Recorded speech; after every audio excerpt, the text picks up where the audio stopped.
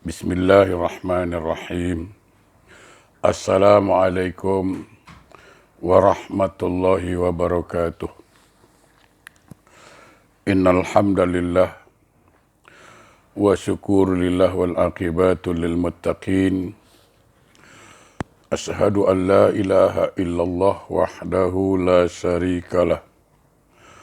Wa ashhadu anna sayyidana Muhammadan abduhu wa rasuluh la nabiyya ba'dah.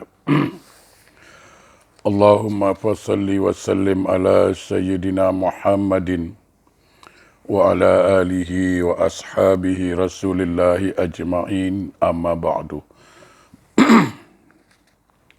Rabbi israh li sadri wa yassir li amri wa hlul 'uqdatam min lisani yafqahu qawli.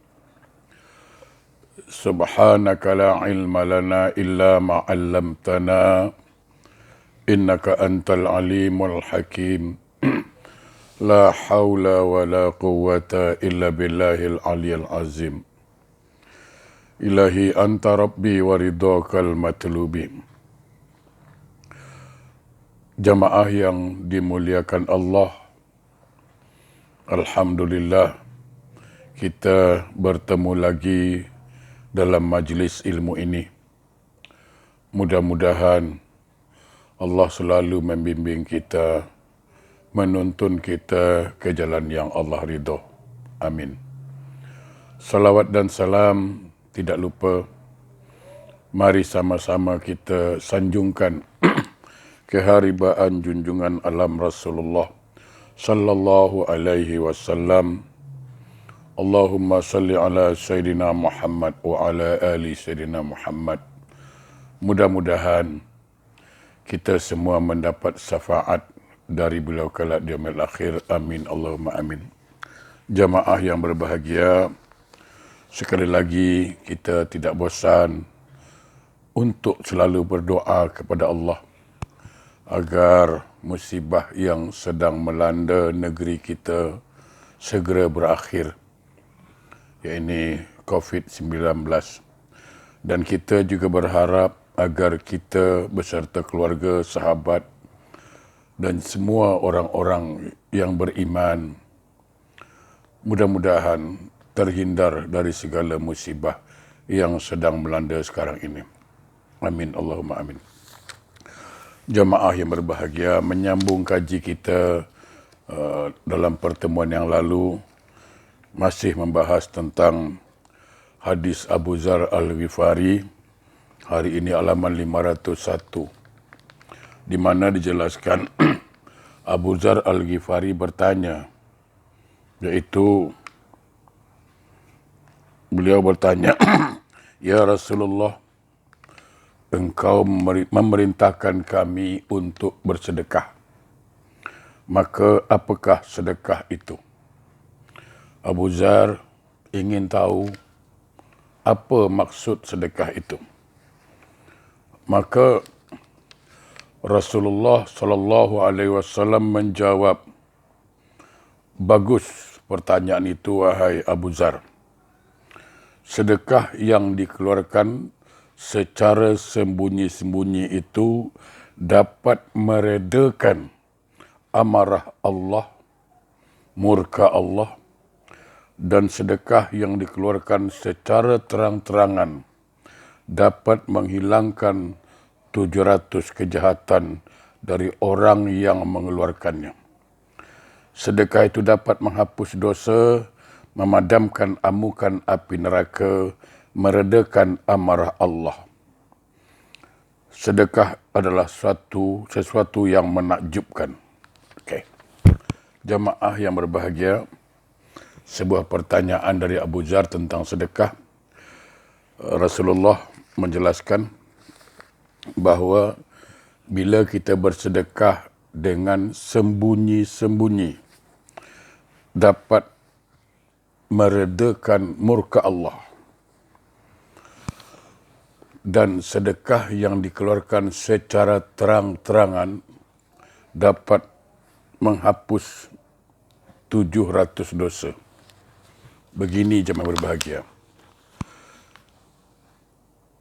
Kalau kita sedekah sembunyi-sembunyi, artinya kita tidak perlu pujian orang lain. Kita tidak perlu perhatian orang lain. Kita hanya satu perlu, iaitu ridho Allah. Kenapa? Karena kalau kita sedekah terang-terangan, sedekah depan orang ramai, tidak salah. Tetapi sangat dikhawatirkan. Ada perasaan riak, sebab kita ni manusia punya kelemahan. Kadang setan masuk membisikkan rasa riak, rasa ingin dipuji. Saya teringat sebuah hadis Nabi mengatakan, Inna yasiru minar riak syirik. Sedikit saja dari perasaan riak wujud dalam hati kita, itu dianggap syirik, iaitu syirik kecil. Subhanallah. Jadi, untuk mengelakkan perasaan riak, perasaan ingin dipuji ini, maka sebaiknya kita sedekah sembunyi-sembunyi. Tetapi tidak salah, sekali lagi tidak salah kalau kita sedekah terang-terangan, tapi dengan niat. Pertama, tidak berniat minta dipuji orang. Tidak berniat minta disanjung orang. Tapi niat kita apa? Dengan sedekah terang-terangan itu, semoga orang yang lain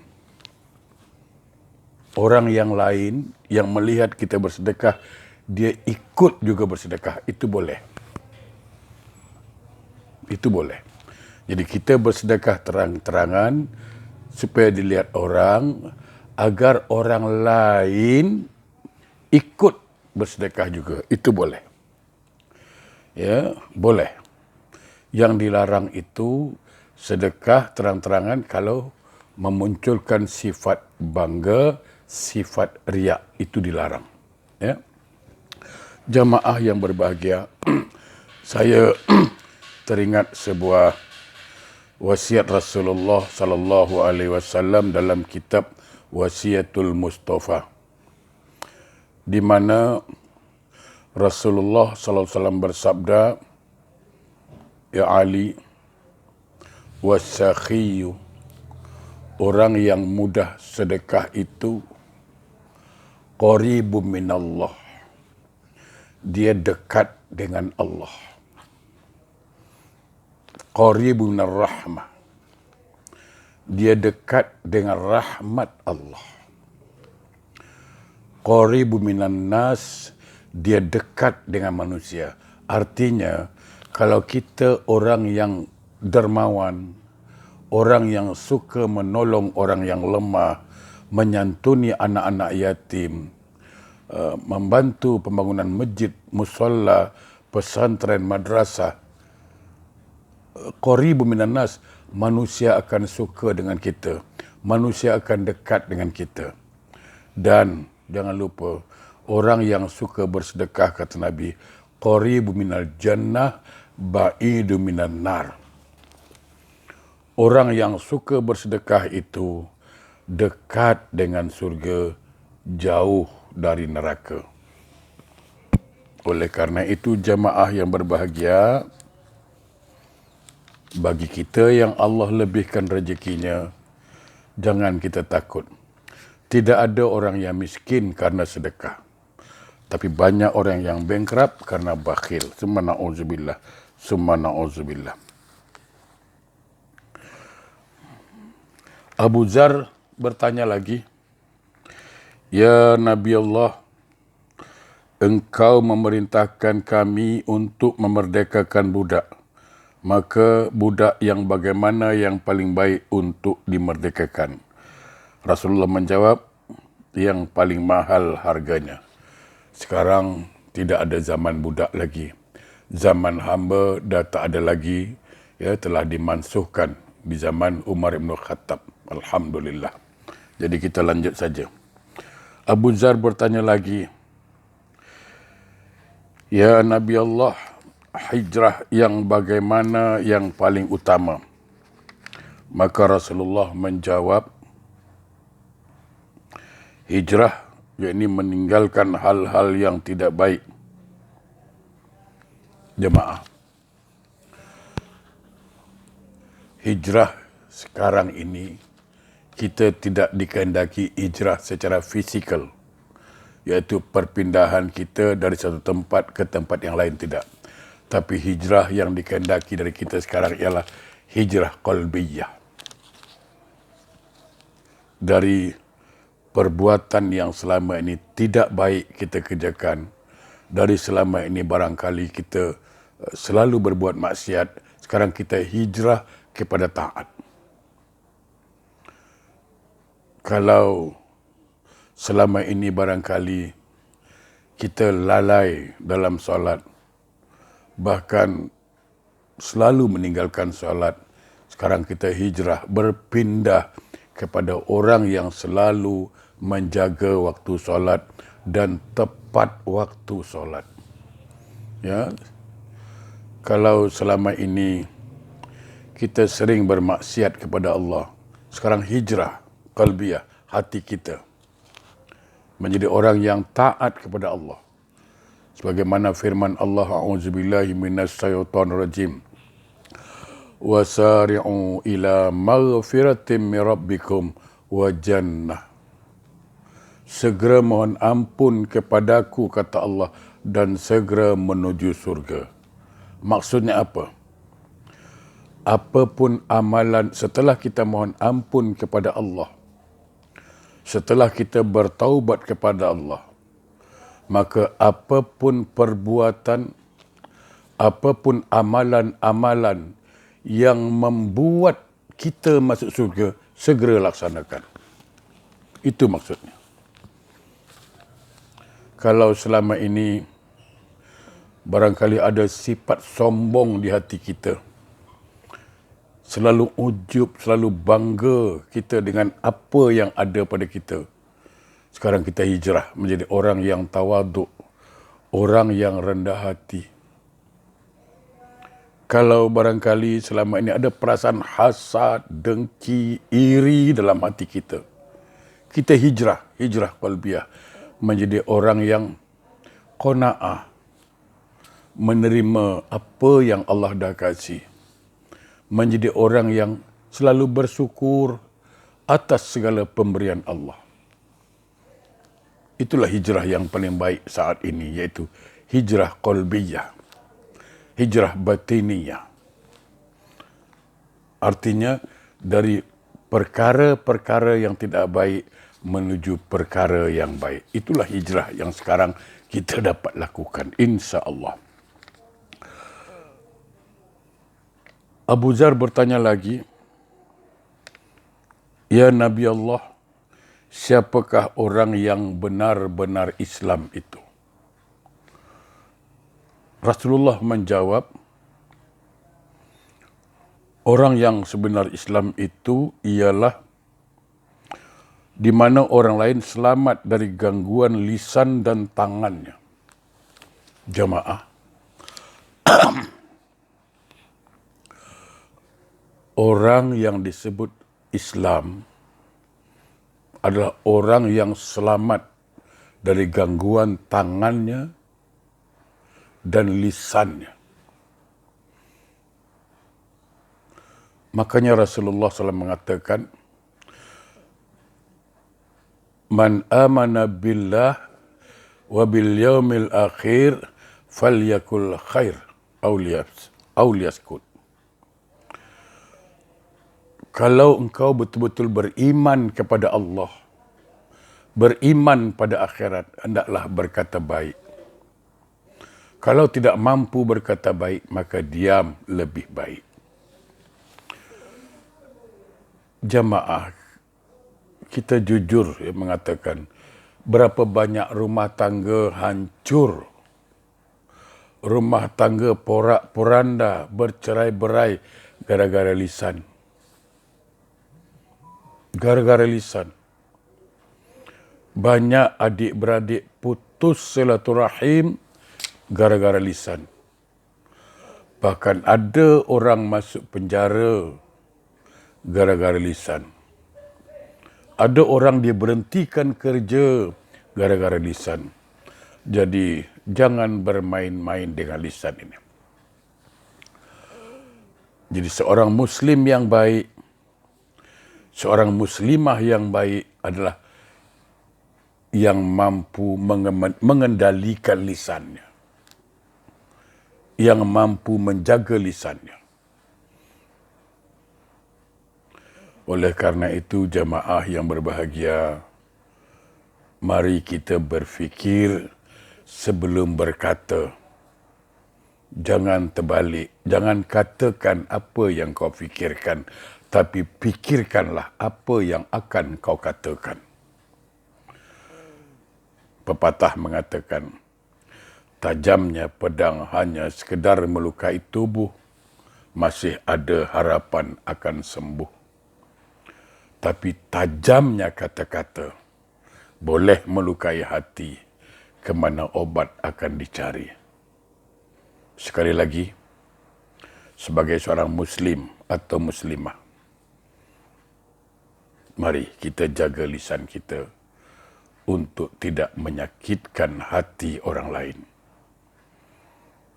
Mari kita jaga tangan kita untuk tidak merosakkan orang lain. Seandainya sebagai seorang muslim dan muslimah mampu menjaga lisannya, insya Allah orang-orang di luar Islam akan kagum dengan akhlak Islam dan akan memuji akhlak Islam. Mudah-mudahan kita diberikan kemampuan oleh Allah, kesanggupan oleh Allah untuk dapat menjaga lisan kita, jangan sampai menyakiti hati orang lain, apalagi menyakiti hati kedua orang tua kita. Selanjutnya, Abu Dzar bertanya, "Ya Nabi Allah, siapakah orang yang paling kikir itu? Siapakah orang yang paling bakhil itu?" Maka Rasul menjawab, orang yang kikir, orang yang bakhil ialah orang bakhil itu orang yang kikir untuk memberi salam, mengucapkan salam. Padahal Nabi bersabda, "Ufsus salam bainakum," tebarkan salam di antara kamu. Jamaah yang berbahagia, termasuk bakhil, termasuk sifat kikir, bila kita tak suka atau tak mau memberi salam kepada saudara kita yang Muslim. Kadang-kadang kita mengakui, kita terima telefon, kan dah tahu siapa yang telefon. Ada nama kadang-kadang. Kalau kita dah tahu yang telefon itu abang kita, yang telefon mak kita, yang telefon bapa kita, yang telefon adik kita, atau yang telefon tetangga atau sahabat, yang kita pastikan dia seorang Muslim, kita pastikan dia seorang Muslimah, apa beratnya kita mengawali salam, "Ufsus salam bainakum," mengamalkan hadis Nabi ini. Angkat telefon, "Assalamualaikum, selamat sejahtera atas kamu," mendoakan saudara. Lalu yang terima telefon akan jawab, "Waalaikumsalam."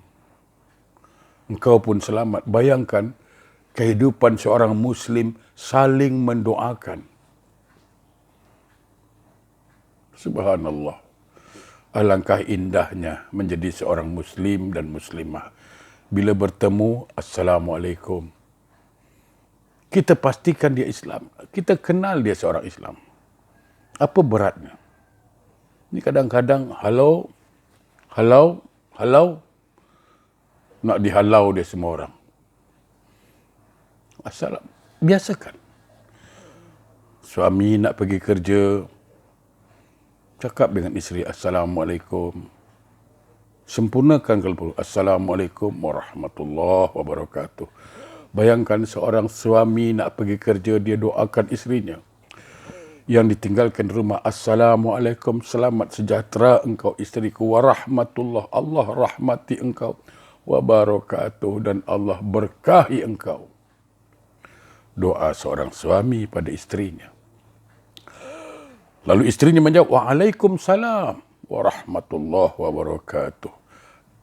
Engkau pun selamat, wahai suamiku, dan Allah merahmati engkau dan keberkahan turun kepada engkau.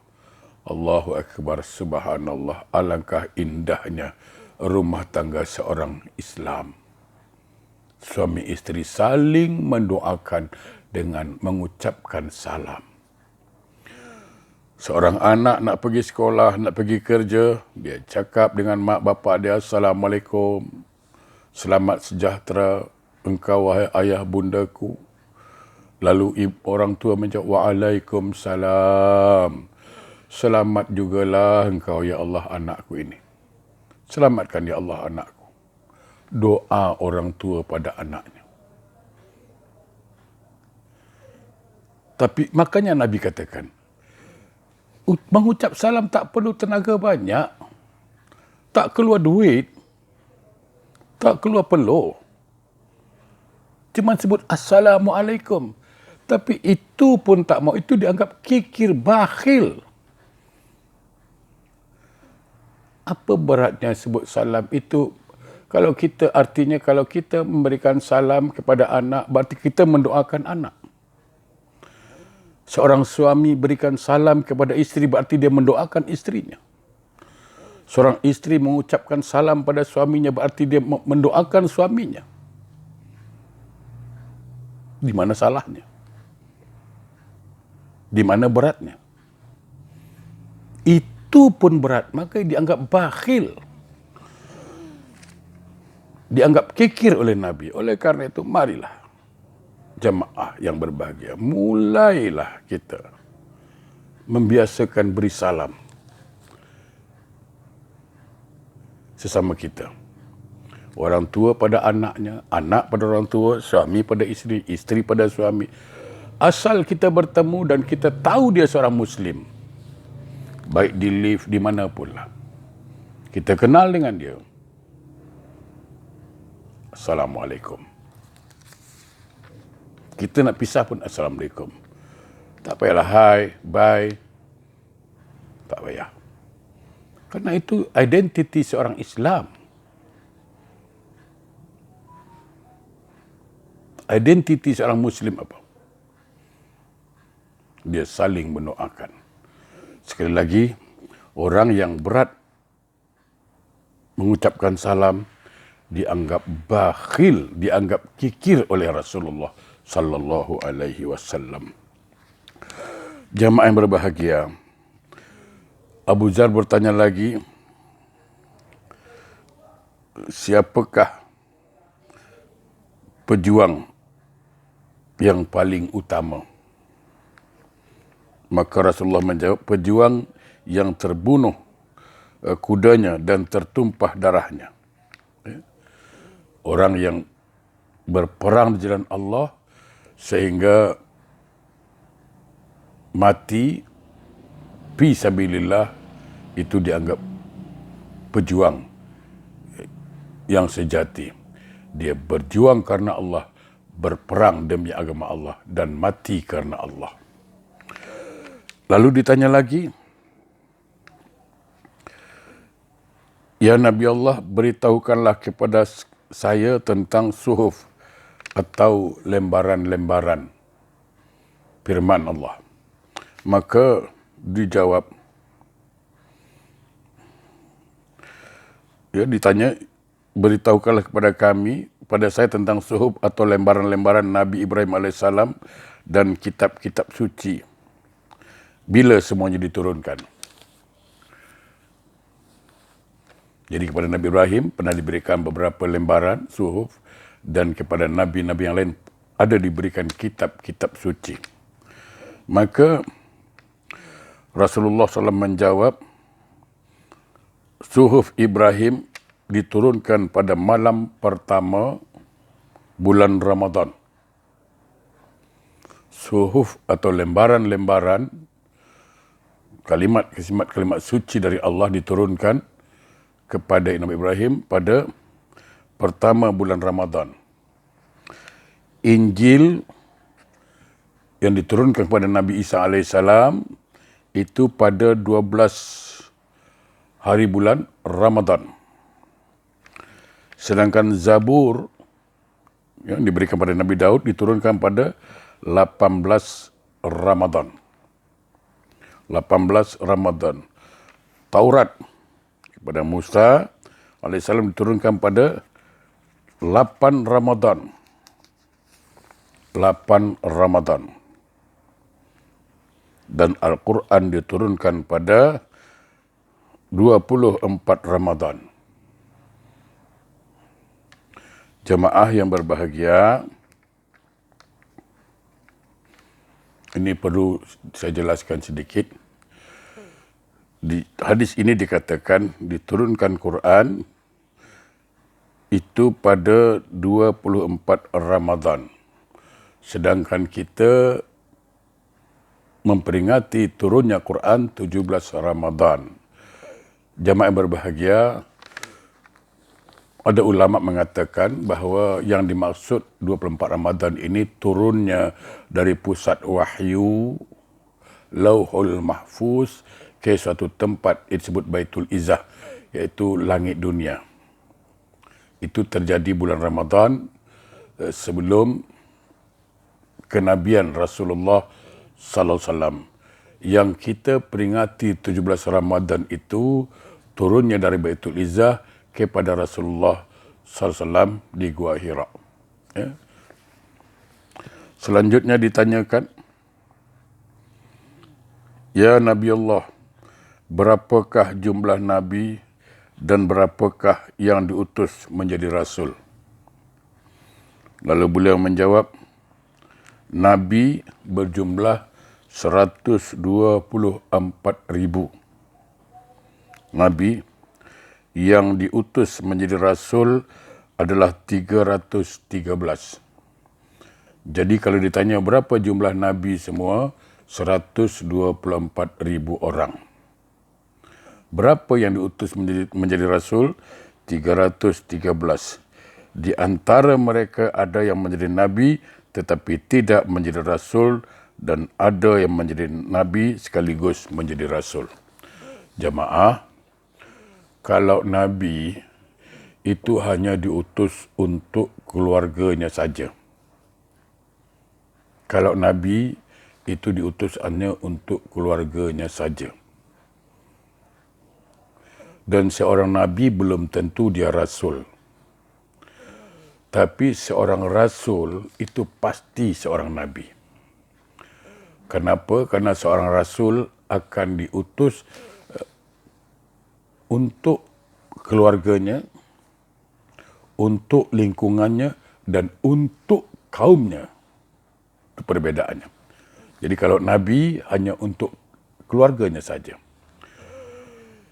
Tapi kalau Rasul untuk keluarga dan kaumnya. Jadi lebih luas skopnya Rasul. Oleh kerana itu, seorang Nabi belum tentu jadi Rasul. Tapi seorang Rasul, maka dia adalah seorang Nabi. Otomatik dia seorang Nabi. Oleh kerana itu, jemaah yang berbahagia, mari. Pertama, jadilah orang yang rajin bersedekah. Tidak ada orang miskin kerana rajin sedekah. Karena sedekah itu mendatangkan rahmat Allah. Mendatangkan ridha Allah. Mendatangkan ridha Allah. Dan menghapuskan dosa kita. Silakan, seandainya kita takut bahawa sedekah ini akan mendatangkan riak, ujub, bangga, maka sebaiknya sedekah sembunyi-sembunyi. Tetapi kalau kita bersedekah dengan tujuan agar orang lain ikut juga bersedekah, boleh dilakukan secara terang-terangan. Hadirin yang berbahagia, Mari kita jaga lisan kita. Perbanyak zikir, perbanyak baca Quran, perbanyak baca salawat. Jaga tangan kita, jangan sampai merosak apa yang dimiliki oleh orang lain. Mari kita hijrah dari perkara-perkara yang tidak baik menuju perkara yang baik. Dari perkara-perkara maksiat menuju perkara-perkara taat. Itulah hakikat hijrah yang sekarang ini. Mudah-mudahan kita bertemu lagi dalam kajian-kajian yang lain. Assalamualaikum warahmatullahi wabarakatuh.